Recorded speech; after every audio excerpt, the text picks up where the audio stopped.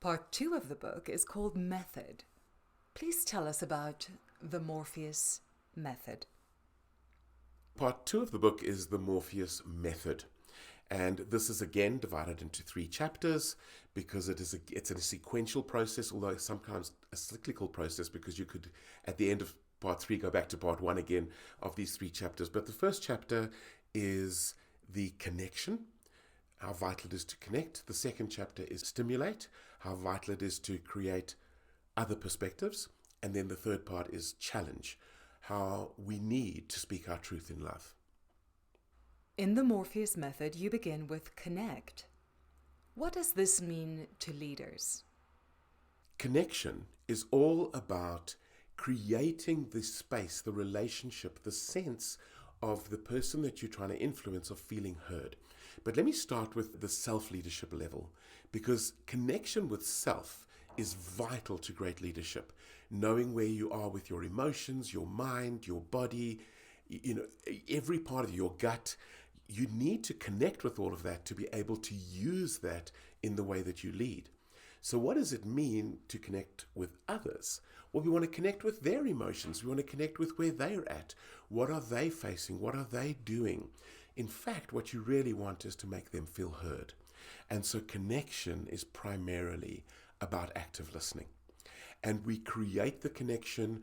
It's not only listening, but we're building a connection, because it's very, very difficult to influence somebody who is sitting with barriers. They're feeling like they're not being heard and they're not being understood for what they're struggling with. But when we connect and we listen and they feel heard, they are then open to take direction. And so that's why connection is the foundation of influencing every individual. The second element of the Morpheus Method is stimulate. Please tell us more. The second chapter in this part is called Stimulate. And what is that about? Well, it's really about asking great questions. But why? Because very often people are stuck in their thinking.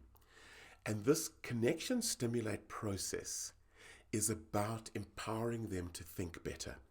So it's a process of creating a thinking space where people can do a much better quality thinking. How often have we kind of gone, what were they thinking? We want people to do a better quality of thinking.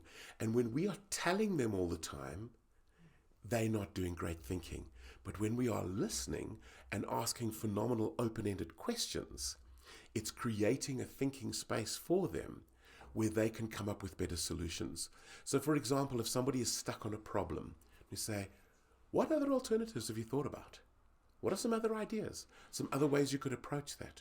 Or when somebody is really agitated about something, we could ask a question like, how does that look from your teammate's perspective? How does that look from the leader's perspective? How does that look from the client's?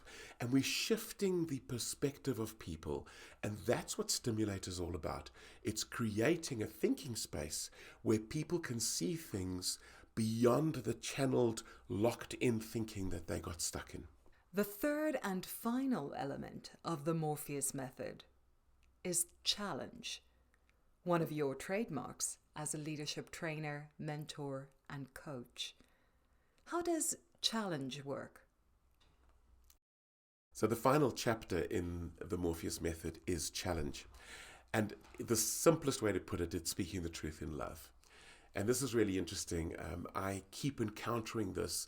Leaders who don't want to offend or don't want to hurt and actually create more pain because they've been avoiding the thing that needs to be said. And so very often I find that if you followed the connection stimulate process, the person already feels heard, seen, they're thinking more clearly, and they're actually open to be challenged. And in fact, I was having a conversation with somebody this morning about how those challenge points have been major turning points in people's lives. And when we do speak our truth in love, it can really penetrate and it can shift mindsets, it can create new beliefs, and it can empower new solutions, new creativity, and better leadership.